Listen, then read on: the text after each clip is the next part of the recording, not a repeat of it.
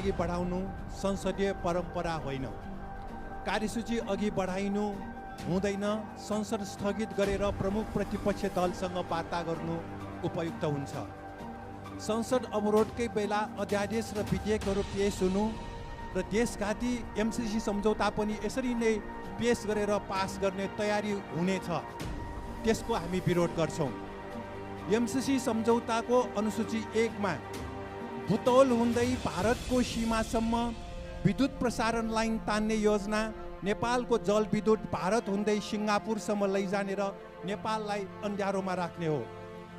दफा 4.2 मा एमसीसीले compact operation विभाग, युरोप, एसिया पेसिफिक तथा ल्याटिन अमेरिकाको सहायक उपाध्यक्षलाई अतिरिक्त प्रतिनिधि नियुक्ति गर्ने उल्लेख गरिएको छ। यो हिन्द प्रशान्त क्षेत्रमा अमेरिकी सैन्य गठबन्धन हो।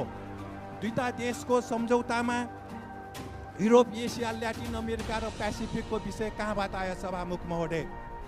अमेरिकी रक्षा विभागको दस्तावेजहरूले यो एमसीसी सम्झौता हिन्द प्रशान्त क्षेत्रमा अमेरिकी सैन्य गठबन्धन नै पुष्टि गर्छ। अमेरिकाले सन् 2004 देखि हिन्द प्रशान्त क्षेत्रका देशहरूलाई एमसीसी मार्फत सहयोग गर्ने र अमेरिकी नेतृत्वको सैन्य मोर्चा बनाउने तयारी गरेको स्पष्ट उल्लेख छ। सन् 2018 मा भियतनाममा भएको हिन्द महासागर सम्मेलनमा पुगेका अमेरिकी विदेश राज्य मन्त्री एलिस जी वेल्सले हिन्द प्रशान्त रणनीतिमा संलग्न भए बापत नेपालले $50 करोड सहयोग पाउने बताएका थिए। यो पनि हिन्द प्रशान्त क्षेत्रमा अमेरिकी सैन्य गठबन्धनको सिलसिला हो। सभामुख महोदय, एसियामा युद्ध गराउने र हतियार बेच्ने अमेरिकी चाहना हो। एमसीसी सम्झौता यसैको सिलसिला हो। मान्य सदस्य, विषयमा केन्द्रित रहनुहोला। यही हो, सबै विषयमै केन्द्रित छ सभामुख महोदय।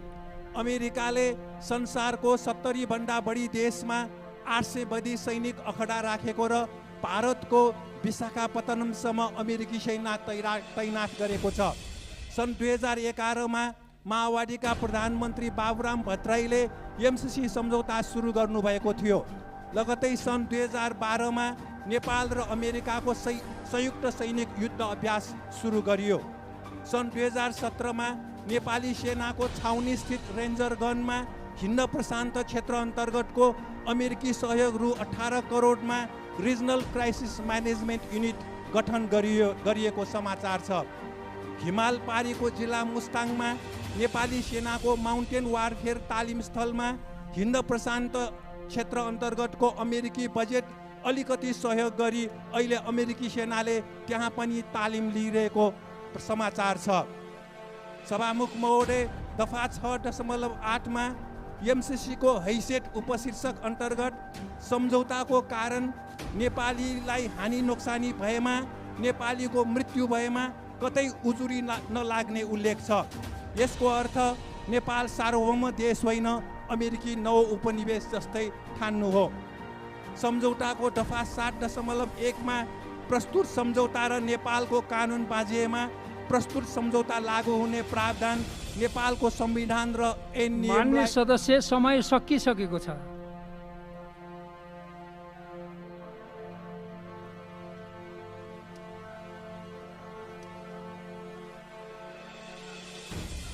अब मान्य कानुन, न्याय तथा संसदीय मामिला मन्त्री श्री दिलेन्द्र प्रसाद बडुलाई अध्यादेश अस्वीकार गर्ने सूचना प्रस्तुत गर्ने क्रममा उठेका प्रश्नहरूको जवाफ दिन अनुमति दिन्छु।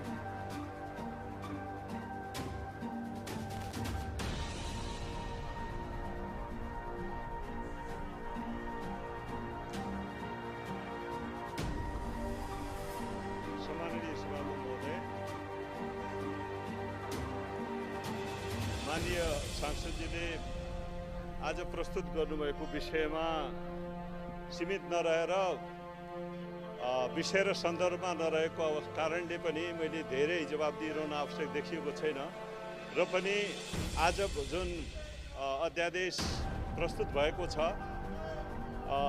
त्यो अत्यन्त गम्भीर प्रकृतिको छ र यसलाई थप सजाय गर्नुपर्ने र गम्भीर अपराधका रूपमा लिनुपर्ने र पीडित पक्षलाई राहत र पुनर्स्थापन गर्ने र क्षतिपूर्ति समेतको व्यवस्था गरिया हुनाले यसलाई पारित गर्नका लागि र यो विरोधको सूचनालाई फिर्ता लिनका लागि म आग्रह गर्न चाहन्छु। हस्, धन्यवाद।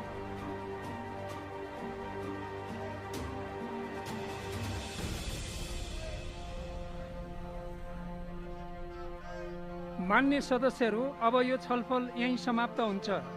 अब मान्य श्री प्रेम सुवालले पेश गर्नुभएको यौन हिंसा विरुद्धका केही ऐनलाई संशोधन गर्ने अध्यादेश 2078लाई अस्वीकार गरियोस् भन्ने प्रस्ताव फिर्ता लिन चाहनुहुन्छ भने म समय दिन्छु। सभामुख महोदय, अमेरिकाले संसारको 70 भन्दा बढी देशमा 800 भन्दा बढी सैनिक अखडा राखेको छ र भारतको विशाखापत्तनमा पनि अमेरिकी सेना तैनात गरेको हुनाले यो विषय महत्त्वपूर्ण छ र यौन हिंसा गर्नेहरूलाई मृत्युदण्डको सजाय हुनुपर्नेमा त्यो पनि बन्दोबस्त छैन। त्यसकारण मैले पेश गरेको अस्वीकारको सूचना फिर्ता नलिने जानकारी गराउन चाहन्छु। धन्यवाद।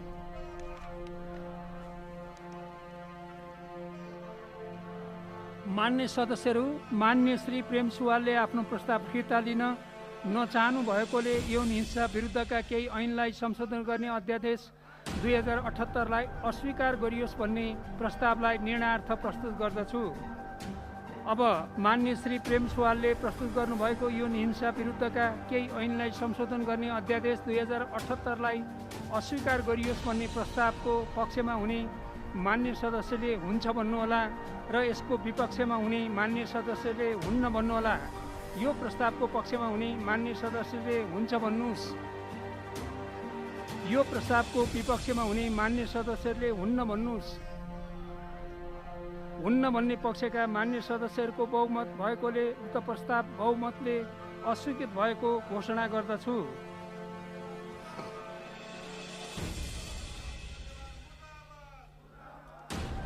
मान्य सदस्यहरू, मान्य श्री प्रेम सुवालले पेश गर्नुभएको यौन हिंसा विरुद्धका केही ऐनलाई संशोधन गर्ने अध्यादेश 2078लाई अस्वीकार गरियोस् भन्ने प्रस्ताव अस्वीकृत भएकोले मान्य कानुन, न्याय तथा संसदीय मामिला मन्त्री श्री धीरेन्द्र प्रसाद बडुलाई यौन हिंसा विरुद्धका केही ऐनलाई संशोधन गर्ने अध्यादेश 2078लाई स्वीकृत गरियोस् भन्ने प्रस्ताव प्रस्तुत गर्न अनुमति दिन्छु।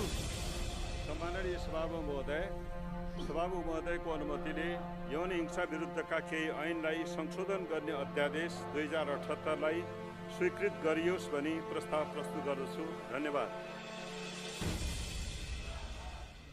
अब म उक्त प्रस्तावलाई निर्णयार्थ प्रस्तुत गर्दछु। यो प्रस्तावको पक्षमा हुने मान्य सदस्यले हुन्छ भन्नुहोला। यसको विपक्षमा हुने मान्य सदस्यले हुन्न भन्नुहोला। यो प्रस्तावको पक्षमा हुने मान्य सदस्यले हुन्छ भन्नुहोस्। यो प्रस्तावको विपक्षमा हुने मान्य सदस्यले हुन्न भन्नुहोस्। हुन्छ भन्ने पक्षका मान्य सदस्यहरूको बहुमत भएकोले उक्त प्रस्ताव बहुमतले स्वीकृत भएको घोषणा गर्दछु।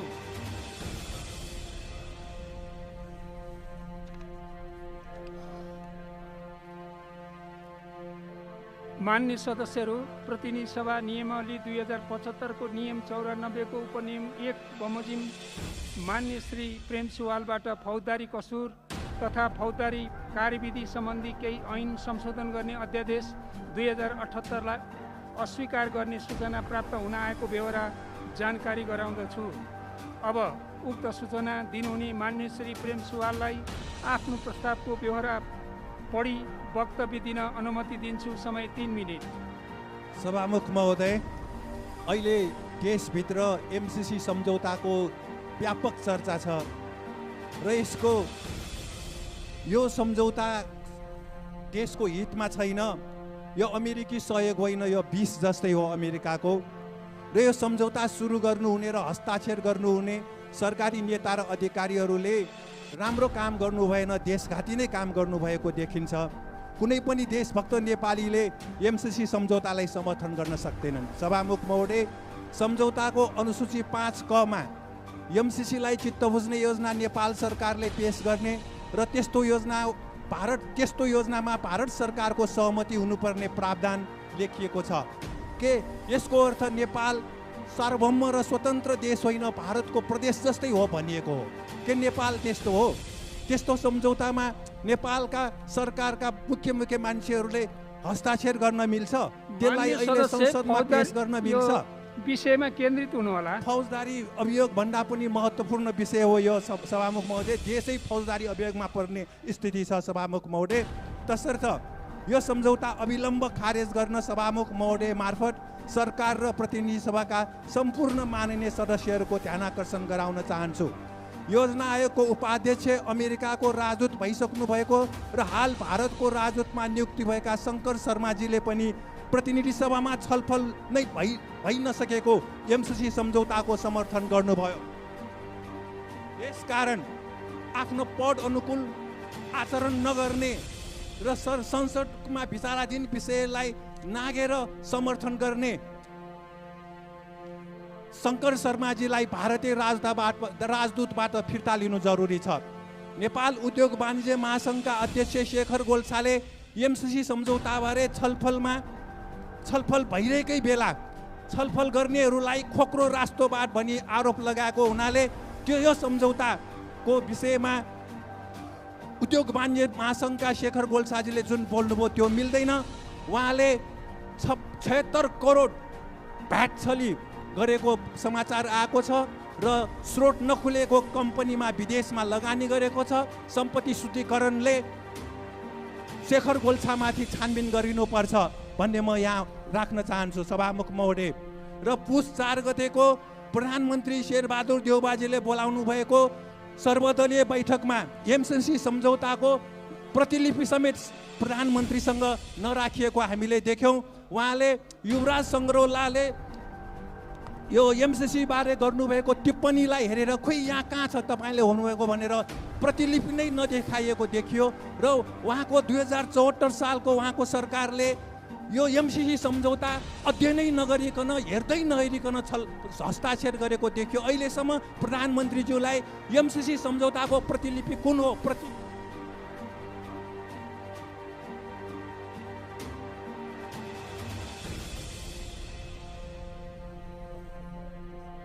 समय सकियो।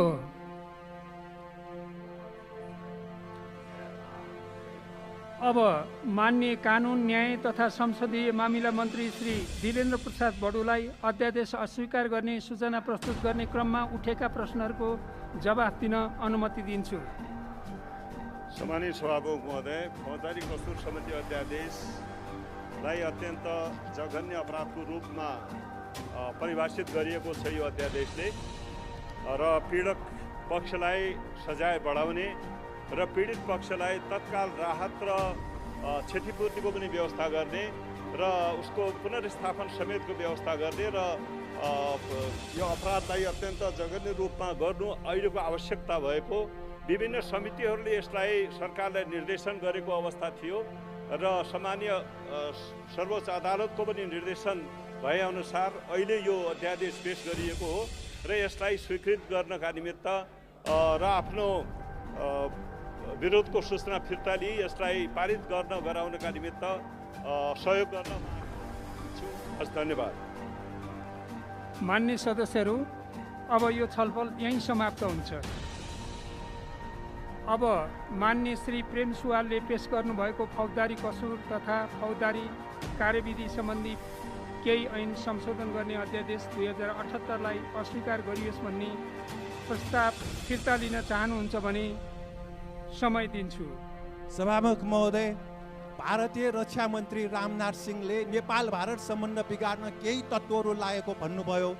जयसिंह धामीको हत्या कसले गर्यो नेपालीलाई थाहा छ। नेपालको सीमा कसले मिच्यो नेपालीलाई थाहा छ। नेपालीको भूमिमा जनगणना गर्न नदिने को हो त्यो सबै नेपालीलाई थाहा छ। मान्छेलाई आफ्नो शरीरमा किरा हिँडेको थाहा हुन्छ। त्यसकारण नेपाललाई कसैले उक्साउनु पर्दैन। भारतले नेपालमाथि थिचोमिचो गरेसम्म नेपाली जनताले भारतको विरोध गरिरहन्छ, यसमा कुनै शङ्का छैन। सभामुख महोदय, नेपालको जनगणना गर्न नदिएको ठाउँमा यो नाभिक कुती टिङ्कर लगायत ठाउँमा हेलिकप्टर प्रयोग गरेर सरकारले जनगणना लिनुपर्छ। म आफ्नो यो अस्वीकारको सूचना फिर्ता नलिने जानकारी गराउन चाहन्छु। धन्यवाद।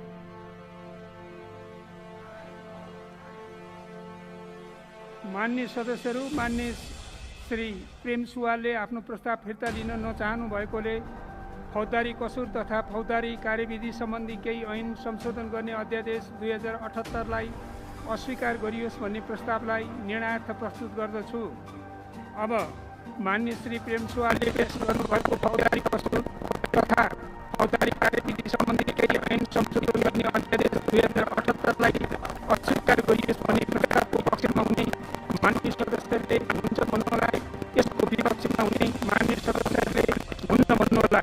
यो प्रस्तावको पक्षमा हुने माननीय सदस्यहरूले हुन्छ भन्नुहोस्। यो प्रस्तावको विपक्षमा हुने माननीय सदस्यहरूले हुन्न भन्नुहोस्। हुन्न भन्ने पक्षका मान्य सदस्यहरूको बहुमत भएकोले उक्त प्रस्ताव बहुमतले अस्वीकृत भएको घोषणा गर्दछु। मान्य सदस्यहरू, मान्य श्री प्रेम सुवालले पेश गर्नुभएको फौजदारी कसुर तथा फौजदारी कार्यविधि सम्बन्धी केही ऐन संशोधन गर्ने अध्यादेश 2078लाई अस्वीकार गरियोस् भन्ने प्रस्ताव अस्वीकृत भएकोले मान्य कानुन न्याय तथा संसदीय मामिला मन्त्री श्री दिलेन्द्र प्रसाद बडुलाई फौजदारी कसुर तथा फौजदारी कार्यविधि सम्बन्धी केही ऐन संशोधन गर्ने अध्यादेश 2078लाई स्वीकृत गरियोस् भन्ने प्रस्ताव प्रस्तुत गर्न अनुमति दिन्छु।